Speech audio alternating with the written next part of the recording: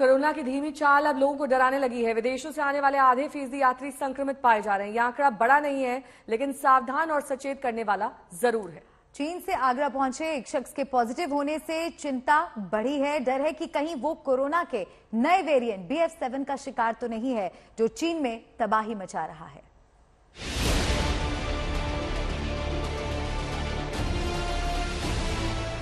Corona अब फिर से डराने लगा है। रोज रोज नए केस आने लगे। विदेशों से आने वाले लोगों में पॉजिटिविटी की संख्या बढ़ने लगी। इन्फेक्शन फैलने लगा। सबसे ज्यादा डरा रहा है चीन से लौटे शख्स का संक्रमित होना। 40 साल का शख्स 1 महीने रहकर 22 दिसंबर को बीजिंग से दिल्ली आया और 23 को आगरा पहुंचा। उसकी RT-PCR रिपोर्ट पॉजिटिव आते ही हड़कंप मच गया। खैरियत यह है कि उसमें कोई लक्षण नहीं है, उसके हालात सामान्य हैं। अब उसे आगरा में घर में ही आइसोलेट किया गया है। केस कोविड का आया है, जिसकी जीनोम सीक्वेंसिंग लखनऊ भेज दी गई है और वो चूंकि महत्वपूर्ण इसलिए हो जाता है कि वो चाइना से आया है। उसकी ट्रेवल हिस्ट्री, वो 22 को इंडिया में लैंड किया था, 23 को आगरा में आया है। तो इसको देखते हुए हम लोग थोड़ी सतर्कता बरतते हुए पूरे जो भी उनके कॉन्टैक्ट्स हैं उनको ट्रेस कर रहे हैं। अच्छी बात यह है उनके द्वारा घर से जब से आए हैं वो न मार्केट गए हैं न किसी भी आयोजन में सम्मिलित हुए हैं। जीनोम सीक्वेंसिंग के लिए चीन से आगरा लौटे शख्स का सैंपल लखनऊ भेजा गया। KGMU में जीनोम सीक्वेंसिंग हो रही है। इसके बाद साफ होगा कि उसे कोरोना के किस वेरिएंट से संक्रमण हुआ है। अब हर उस शख्स की टेस्टिंग हो रही है जो उसके संपर्क में आया। इसमें परिवार के साथ साथ वो लोग भी हैं जो दिल्ली से आगरा की यात्रा में उसके संपर्क में आए। आगरा में आए चाइना रिटर्न व्यक्ति का जब से कोविड पॉजिटिव निकला है, तब से कहीं ना कहीं जो हालात हैं वो और खतरनाक बन गए हैं। यूपी में पहला ऐसा केस है जहां पर चाइना से आए व्यक्ति का कोरोना पॉजिटिव निकला है। एक निजी पैथोलॉजी में जब वो व्यक्ति जाता है और टेस्ट कराता है तो उसका कोविड पॉजिटिव आता है। हालांकि उसका जो सैंपल है उसको जीनोम सीक्वेंसिंग के लिए लखनऊ के KGMU भेजा जा चुका है और उस व्यक्ति को होम आइसोलेशन में रखा गया है और रैंडम सैंपलिंग उसके घर में भी कराई गई है। डराने वाली बात यह है कि विदेशों से आने वाले करीब आधे फीसदी लोग रोज संक्रमित हो रहे हैं। देश भर के एयरपोर्ट पर शनिवार को ही रैंडम टेस्टिंग शुरू हुई। दिल्ली में इंदिरा गांधी अंतर्राष्ट्रीय एयरपोर्ट पर शनिवार को विदेशों से आने वाले 110 यात्रियों का रैंडम टेस्ट हुआ। इसमें करीब 6 लोग संक्रमित पाए गए। रविवार को 25,000 यात्रियों में 455 लोगों का रैंडम टेस्ट किया गया। इसमें करीब 22 लोग कोरोना पॉजिटिव मिले। तमाम राज्य सरकारें अलर्ट मोड पर हैं। दिल्ली सरकार के तमाम अस्पतालों के अंदर पूरी तरीके से तैयारियां और समीक्षा बैठक जो है वो लगातार की जा रही हैं। इसके साथ साथ अगर बात की जाए तो अस्पतालों में जब से कोरोना का खतरा बढ़ता हुआ देखा गया है तो उसमें जो प्रिकॉशन डोज लगाने वाले मरीजों की संख्या है उसमें भी इजाफा जो है वो देखने को मिल रहा है, जो कि एक बड़ी राहत की बात है। हालांकि दिल्ली सरकार के सबसे बड़े अस्पताल LNJP के डायरेक्टर डॉक्टर सुरेश की माने तो दिल्ली के अंदर जिस तरीके से कोरोना का खतरे को देखते हुए तमाम लोगों के बीच में एक जागरूकता जो है वो देखने को मिल रही है वैक्सीनेशन को लेकर के। साथ ही साथ जो मरीज रैंडमली यहाँ पर आते हैं उनकी बाकायदा कोरोना टेस्टिंग जो है वो की जा रही है। कोरोना प्रभावित चीन और दूसरे 4 देशों हांगकांग, बैंकॉक, जापान और साउथ कोरिया से आने वाले हर यात्री की RT-PCR टेस्ट शुरू हो गए। देश भर के एयरपोर्ट अलर्ट हैं।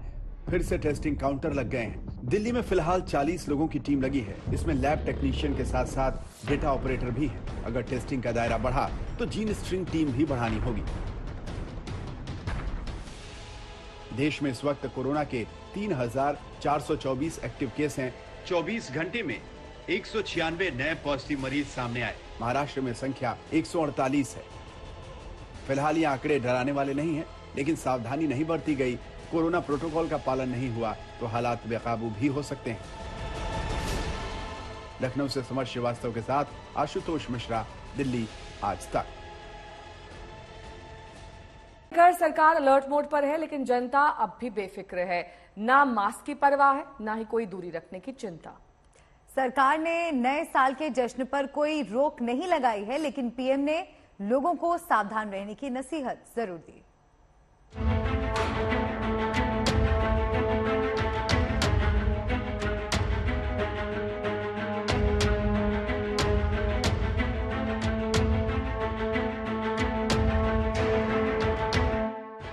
क्रिसमस के साथ छुट्टियों का दौर शुरू हो गया। हिल स्टेशन से लेकर बीच वाले तमाम पर्यटक स्थल नए साल के जश्न में डूबे हुए हैं। पार्टी का दौर चल रहा है, जश्न है तो भीड़ भी भारी है। ऐसे में सावधानी ज्यादा ही जरूरी है। मन की बात में पीएम मोदी ने जश्न में अलर्ट रहने की अपील की। खतरे से बचने के लिए फिर से मास्क लगाने को कहा। पर्वों को, इन अवसरों का खूब आनंद लीजिए, लेकिन थोड़ा सतर्क भी रहिए। आप भी देख रहे हैं कि दुनिया के कई देशों में कोरोना बढ़ रहा है। इसलिए हमें मास्क और हाथ धुलने जैसी सावधानियों का और ज्यादा ध्यान रखना है। हम सावधान रहेंगे तो सुरक्षित भी रहेंगे। स्वास्थ्य मंत्रालय ने राज्यों को चिट्ठी लिखकर आगाह किया। राज्यों को हिदायत दी गई कि ऑक्सीजन और वेंटिलेटर तैयार रखें। जब से शुरू हुआ है तो बिहार में एकदम अलर्टनेस रहा है और बिल्कुल जांच भी कराते हैं, टीकाकरण भी कराते हैं। जब कभी कुछ हुआ तो लोगों के इलाज का भी प्रबंध किया गया, लेकिन अब शून्य पर आ गया। लेकिन खैर इसको मान करके नहीं चलना, कहीं दूसरी जगह शुरू हो गया और केंद्र भी अलर्ट कर रहा है और एक एक चारों तरफ से जानकारी मिल ही गई है, तो इस पर तो हमेशा अलर्ट रहना। कैसी भी स्थिति आएगी तो हम तैयार हैं, क्योंकि हमने इंफ्रास्ट्रक्चर इतना मजबूत कर दिया राजस्थान का।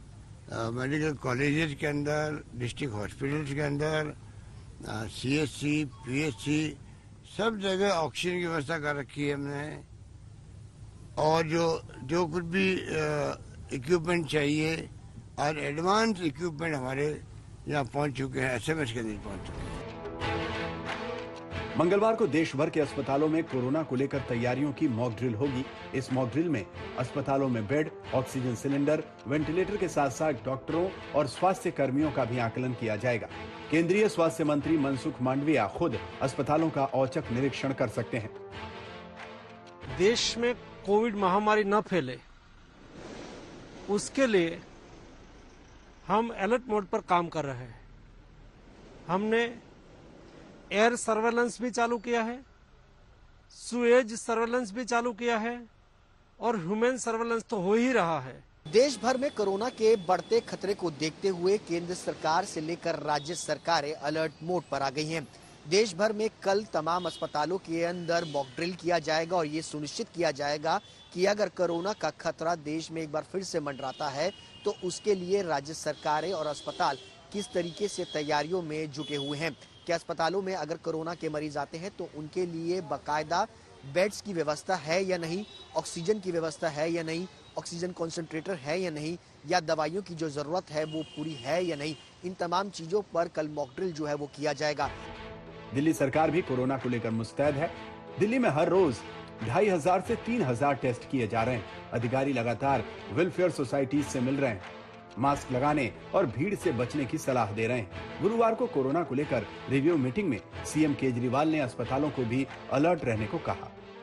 अभी तक फिलहाल कोई भी घबराने की जरूरत नहीं है। दिल्ली के लोगों को मैं आश्वासन देना चाहता हूं कि फिलहाल कोई भी घबराने की जरूरत नहीं है और बाई चांस, भगवान ना करे कि दोबारा कोरोना फैले, लेकिन बाई चांस अगर फैलता है तो हम अपनी तरफ से पूरी तैयारी के साथ हैं। आपकी सरकार पूरी तैयारी किए हुए है। गुजरात सरकार ने तो स्टैच्यू ऑफ यूनिटी देखने आने वाले सैलानियों के लिए मास्क लगाना जरूरी कर दिया है। सैलानी ताजमहल देखने के लिए उमड़ रहे हैं, लेकिन यहाँ सरकार की सलाह काम नहीं आ रही। ना तो लोग मास्क की परवाह कर रहे हैं, ना ही कोई दूरी का फॉर्मूला है। कुछ ऐसे ही हालात शिमला के मॉल रोड पर भी देखने को मिल रहे हैं। नए साल के जश्न के लिए यहाँ सैलानियों की भीड़ है। मॉल रोड पर्यटकों से पटा है, लेकिन मास्क लगाने वाले शायद ही कोई दिख जाए। इस वक्त हम लोग शिमला के ऐतिहासिक रिज मैदान में हैं। जहां तक भी नजर दौड़ाएं, हमें जो पर्यटक हैं यहाँ पर दिखाई देते हैं। पूरा जो ऐतिहासिक रिज मैदान है इस वक्त पर्यटकों से खचाखच भरा हुआ है। लेकिन इस भीड़ को देखकर जो सामने बात आ रही है कि इसमें से बहुत कम लोगों ने मास्क पहने हुए हैं। राज्य सरकार ने हालांकि गाइडलाइंस जारी की है और पर्यटकों को, होटल व्यवसायियों को, रेस्टोरेंट ओनर्स को, सभी को कोविड की गाइडलाइंस फॉलो करने को कहा है। सोशल डिस्टेंस बनाने को कहा है। लेकिन लगता है शिमला के इस ऐतिहासिक रिज मैदान में जितने भी लोग मौजूद हैं, इनमें से बहुत कम संख्या में लोग मास्क पहने हुए हैं। कोरोना से चीन में चित्कार है और कई देशों में हाहाकार। डर है कि कहीं ये तबाही फिर से भारत में ना आ जाए। हालांकि एक्सपर्ट भारत में चौथी लहर से इनकार कर रहे हैं, लेकिन देश ने कोरोना की तीन लहरें देखी हैं। वो भयावह दौर भी देखा है जब संक्रमण से जिंदगी सिहर उठी थी। शिमला से मंजीत सहगल के साथ आज तक ब्यूरो।